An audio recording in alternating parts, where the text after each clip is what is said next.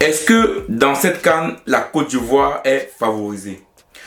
On a vu à la fin du match où les Maliens étaient très fâchés parce qu'ils devraient tirer un corner, mais l'arbitre a sifflé la fin du match. Pourtant, on était dans la 121e minute et les Ivoiriens ont marqué un but et bien sûr ils ont célébré le but. Et célébrer un but, c'est en 1 ou 2 minutes. Donc est-ce que le fait que l'arbitre n'a pas laissé les Maliens tirer le dernier corner du match peut être un scandale? On sait tous que dans un match de football, en 30 secondes, les choses peuvent changer du tout au tout. Moi personnellement, je pense que l'arbitre aurait dû laisser les Maliens tirer ce corner. Pourquoi?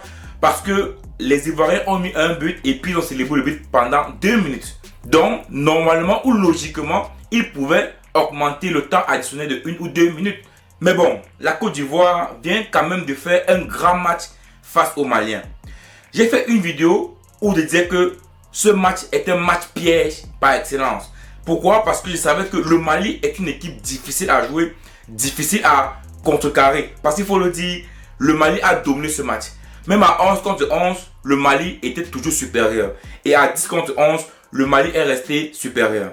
La Côte d'Ivoire a su gérer les moments forts avec efficacité. Parce qu'il faut le dire, le deuxième but vient d'un coup de pied arrêté. À 10 contre 11, le coach Emer Faye a su mettre en place une tactique de jeu qui était très intéressante. C'est-à-dire, il est passé à 3 défenseurs derrière, avec 2 pistons, 3 milieux de terrain et un attaquant. C'était ce qu'il fallait faire. C'est-à-dire, bloquer, fermer la défense avec 3 qui sont là, avec les latéraux, bien sûr les 2 pistons qui peuvent monter comme descendre, mais ils avaient un rôle beaucoup plus défensif. Ensuite, Kessie et Fofana au milieu de terrain qui ont eu un impact fort sur les joueurs maliens. Et en attaque, on avait Aller. Il a mis une personne de grande étape parce qu'il savait que Aller pouvait jouer le rôle de pivot. Parce que tous les ballons qui sont en l'air et même dans le but, on voit bien que c'est Aller qui dévie le ballon. Dans l'égalisation, c'est Aller qui dévie le ballon avant que le jeu s'entre pour le but de Hadingrad. Donc, le coach ici a fait des remplacements qui ont payé, il faut le dire ici, à 10 contre 11 et ce qui a permis à la Côte d'Ivoire de gagner ce match. La Côte d'Ivoire a bien sûr gagné ce match, mais pour vous dire vrai, je suis un peu déçu du match des Ivoiriens. Moi, je pensais que ce match-là, ils devaient le dominer. Je pensais que techniquement, ils devraient avoir les joueurs normalement qui devaient maîtriser le ballon, qui devaient être meilleurs que les Maliens. Mais il faut le dire clairement ici, le Mali a dominé le match. C'est le Mali qui a joué pour la plupart du temps. C'est le Mali qui a eu le ballon et qui a joué son bateau. Et la Côte d'Ivoire, comme on dit souvent, quand on te met 1-0, tu te réveilles et puis ils sont réveillés. Et c'est ce qui a permis que la Côte d'Ivoire a fait cette fin de match extraordinaire.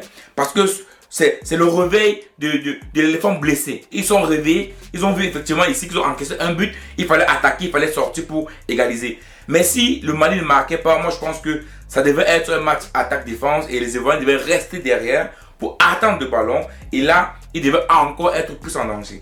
Donc je pense que ce but du Mali a plutôt réveillé les Ivoiriens. Mais il faut le dire ici, le Mali également a raté beaucoup d'occasions. Un pénalty raté, un carton rouge pour la Côte d'Ivoire. Ils menaient 1-0, mais ils n'ont pas pu gagner le match. Donc il faut dire ici là qu'à un moment donné, le Mali a également manqué un bon état d'esprit pour gagner ce match. Parce qu'ils avaient tous les feux au vert pour gagner ce match. Tous les feux étaient au vert au Mali pour gagner ce match.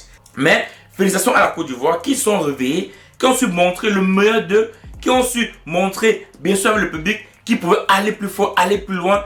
Et félicitations à eux. Mais j'ai dit tantôt, l'arbitre également a foutu la merde en fin de match. Parce que j'ai dit tantôt, un corner en fin du match peut changer un match. Donc je pense qu'ici, l'arbitre devait laisser jouer le corner. C'est inadmissible qu'il siffle la fin du match quand il y a un corner. Pourtant, les Ivoiriens ont célébré pendant 2 minutes. C'est inadmissible. Je dis bien, c'est inadmissible. C'est pas normal. Quoique le Sénégal, je ne le pensais pas réellement, mais je pense qu'à un moment donné, ils sont un peu favorisés quand même. Peut-être parce que c'est le pays organisateur, oui. Peut-être parce que c'est le pays organisateur. Du coup, ils sont un peu favorisés parce que je dis bien, à la fin, ils devraient avoir un corner. C'est pour cela que les joueurs maliens sont fâchés. Le capitaine Amari Traoré s'est vraiment fâché. Jusqu'à il voulait même, on dirait, lutter au combat à travers l'arbitre.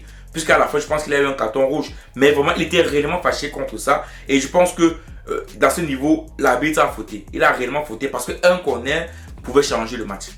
Mais dans tous les cas, la Côte d'Ivoire a fait un grand match. La Côte d'Ivoire a su montrer qu'ils sont ivoiriens. J'espère que contre la RDC, la République démocratique du Congo, ils ne feront pas comme le Mali parce que on aime souvent dire que ça ne passe pas 2 fois. C'est passé contre le Mali, Mais si vous jouez le même match contre la RDC, contre la République démocratique du Congo, j'ai bien peur que peut-être ça ne passe pas. Donc la Côte d'Ivoire a intérêt d'être chirurgical. Ils ont intérêt à dominer le match parce qu'ils ont des joueurs techniques qui peuvent jouer au ballon, des joueurs qui peuvent porter le ballon, des joueurs qui peuvent aller vers l'avant, des joueurs qui peuvent contrôler le match.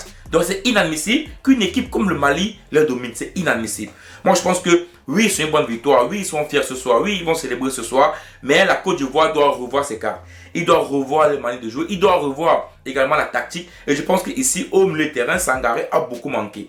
Parce que Kessé, il faut le dire tantôt, il n'est pas assez technique comme Sangaré. Donc je pense qu'ici, l'entraîneur a intérêt au prochain match à mettre effectivement Sangaré. Également, je pense que Diakité également est beaucoup mieux que Pépé. Donc il a intérêt également à mettre Diakité à la place de Pépé. Moi, je pense que cette équipe-ci est une très belle équipe ivoirienne. Je dis bien en termes d'état d'esprit, bien qu'ils ont été dominés par le Mali.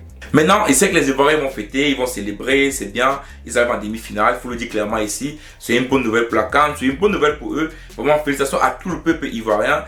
Les joueurs, effectivement, après avoir été humiliés, je peux dire, par la Guinée équatoriale 4-0, ils sont qualifiés vraiment in extremis. Mais là, ils ont su relever le niveau, ils ont su relever la tête et vraiment, je pense que la Côte d'Ivoire est une équipe qui peut arriver au bout, qui peut remporter cette CAN. Il faut compter sur eux. Mais j'espère effectivement que lors des demi-finales, ils vont vraiment essayer de relever le niveau pour montrer qu'ils sont vraiment une équipe forte. Parce que ce que je vois là, ou bien ce que j'ai vu contre le Mali, s'ils le font contre la République démocratique du Congo, ça risque de ne pas passer. Voilà. Mais, les amis, je peux vous assurer une chose, cette CAN est vraiment spéciale. Moi, je pense que c'est l'une des meilleures CAN que j'ai vues. En tous les cas, moi, depuis que je suis né, c'est l'une des meilleures CAN que j'ai vues. Le changement des situations, c'est-à-dire les émotions qu'on a dans ces CAN, c'est incroyable. Moi, je ne pense pas que j'ai eu autant d'émotions dans une Coupe d'Afrique des Nations. Autant d'émotions. Dans cette CAN-ci, je pense que c'est l'une des CAN les plus belles en termes de jeu, en termes d'émotion, en termes de suspense. Franchement, cette CAN est merveilleuse à voir. Franchement, très très merveilleuse à voir. La Côte d'Ivoire a eu la chance d'organiser cette CAN. Je pense que on pourra dire que la CAN 2023 qui était faite en 2024 a été une CAN superbe, magnifique en termes d'organisation, en termes de spectacle. Et je pense que si les matchs continuent comme ça, et on aura hâte d'arriver à la CAN 2025 au Maroc. Ciao.